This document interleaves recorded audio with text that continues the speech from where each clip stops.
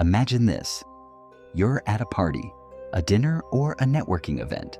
People laugh, clink glasses, talk about trends, gossip, or what they saw on social media. You smile politely, nod when appropriate, but deep down, you're exhausted. Not because you hate people, but because something inside you craves something else. Silence, thought, depth.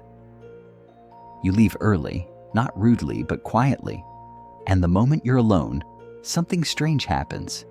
You feel lighter, not isolated, not broken, just at peace.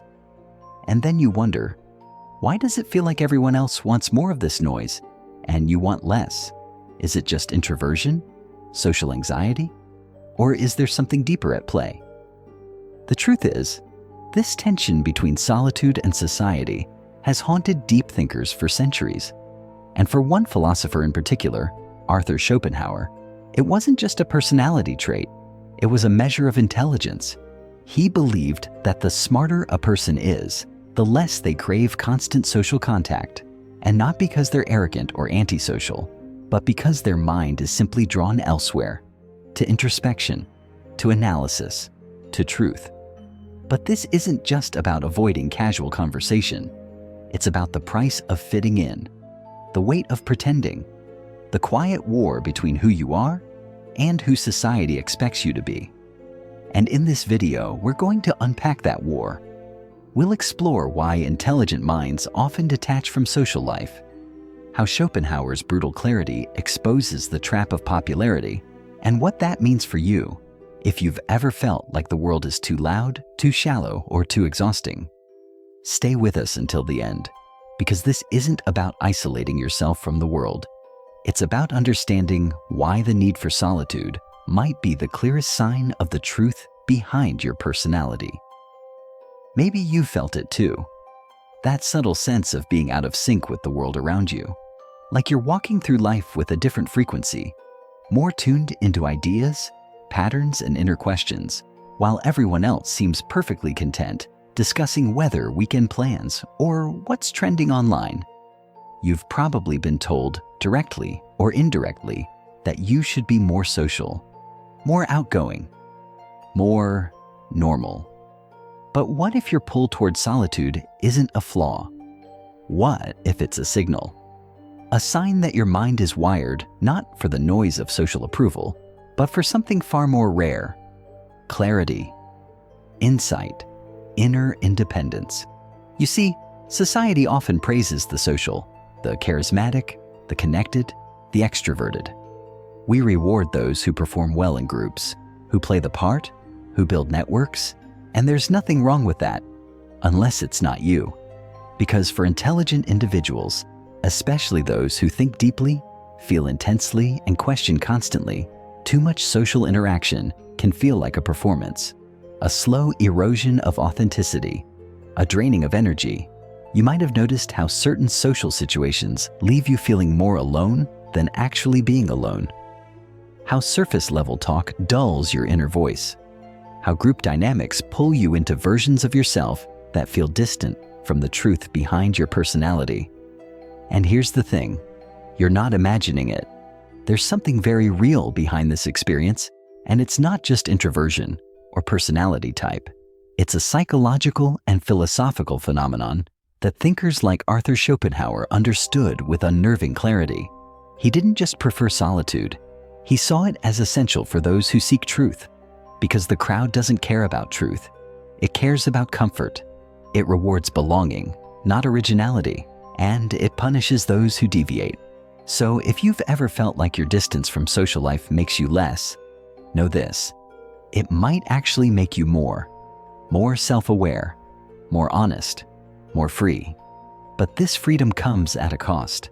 And as we go deeper, you'll see why intelligence often demands that cost, why solitude can be both a sanctuary and a struggle, and how understanding this tension could shift the way you see yourself and the world around you. There's a reason intelligent people often seem distant or disconnected from social life. And it isn't arrogance, it's wiring. Psychologically, highly intelligent individuals tend to process more information, more deeply, and more continuously. Their brains are in a near constant state of interpretation and synthesis, analyzing patterns, questioning assumptions, seeking underlying principles in everything they encounter. Now imagine placing that kind of mind in a loud, chaotic, emotionally charged environment filled with casual conversation, surface-level conversation, or performative behavior. It's not that they're above it, it's that their minds can't rest within it. Cognitive psychology shows us that high intelligence is often paired with low tolerance for meaningless stimulation. The more active your internal world becomes, the more external noise feels invasive. For intelligent minds, solitude isn't just a preference, it's a necessary condition for thinking clearly. And there's another layer. Many intelligent people also possess high emotional sensitivity. That means they're not only absorbing data from conversations, they're also absorbing tone, microexpressions, social cues, and energy shifts. Social interaction becomes cognitively and emotionally expensive. Add to this a strong internal value system, a desire for depth, truth, and meaning, and you have a formula where much of social life feels hollow. The rituals of conversation, the smiling through discomfort, the expectation to laugh, nod, agree.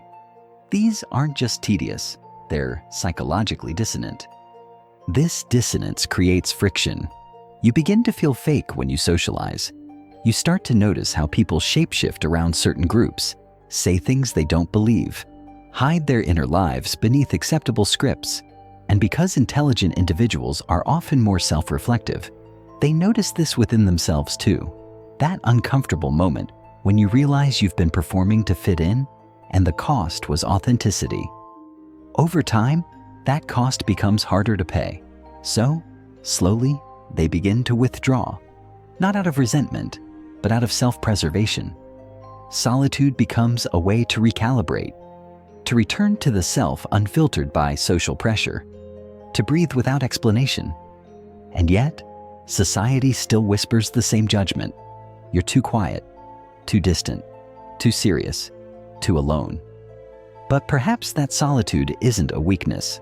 Perhaps it's the exact environment where deep minds can actually function at full capacity, where thought is unbroken, values are clarified, and selfhood is reclaimed.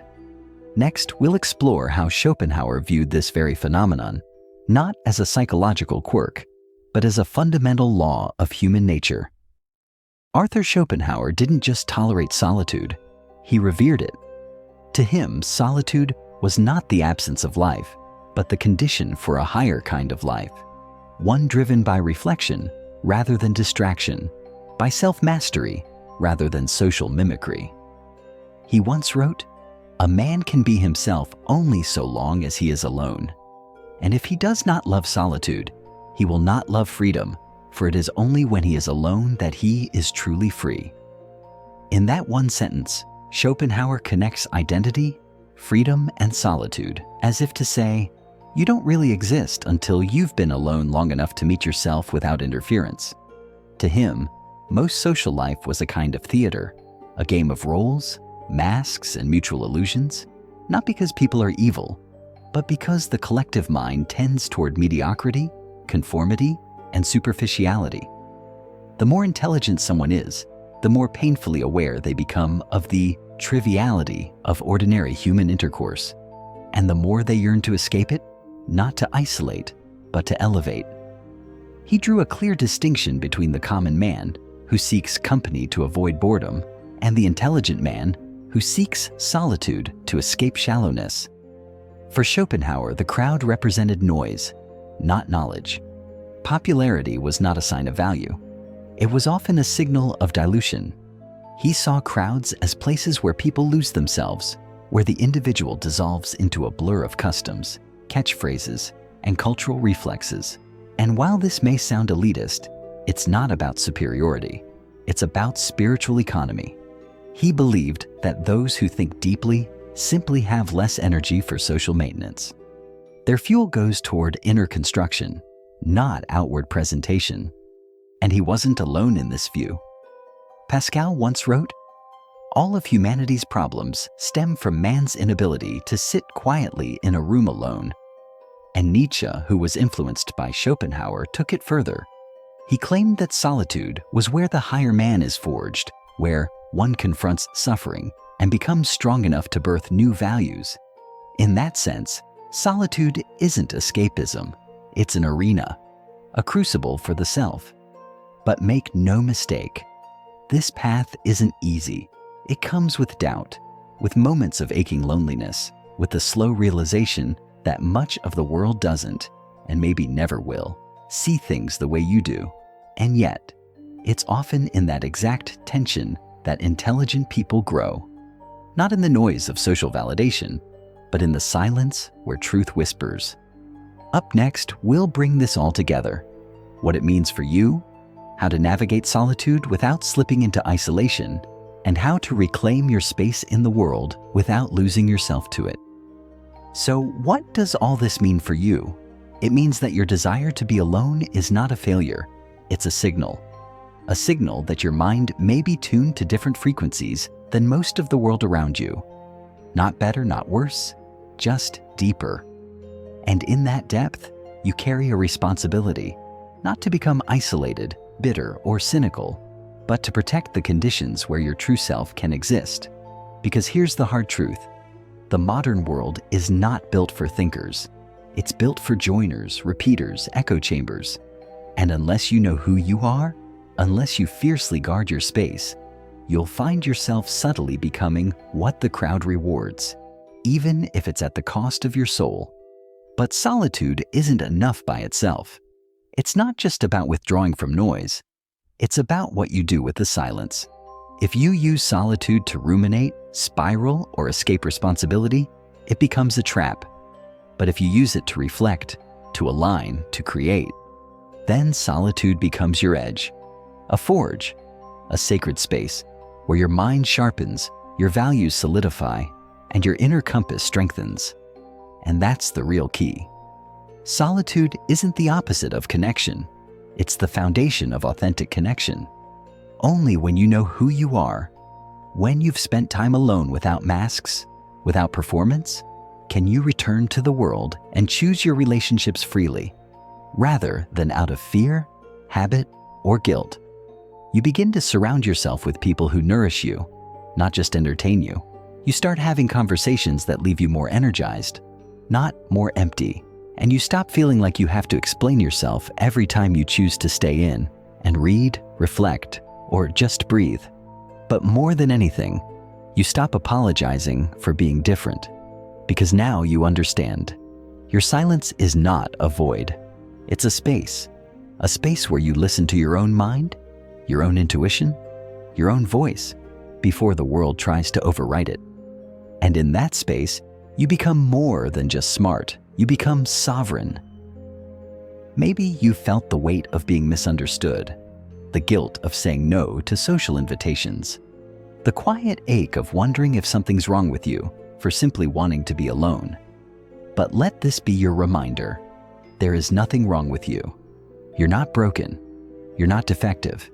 You're just living in a world that misunderstands the value of solitude.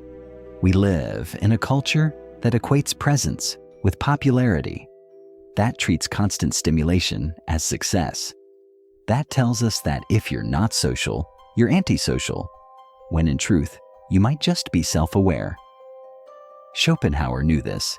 Jung, Kierkegaard, and Nietzsche all touched the edges of this same insight. That solitude isn't just an escape from the world. It's a return to yourself.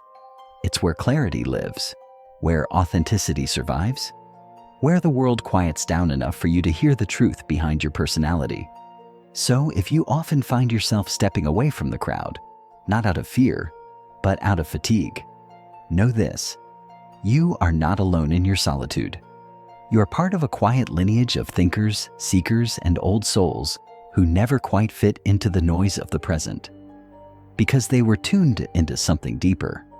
And maybe, just maybe, your distance from the world is the very thing that allows you to see it clearly. Don't apologize for needing space.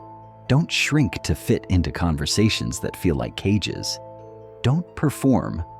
Instead, protect your inner space like it's sacred, because it is. And through it, you may just become something the world rarely sees anymore. A mind that thinks, a soul that feels, and a human being who actually knows who they are.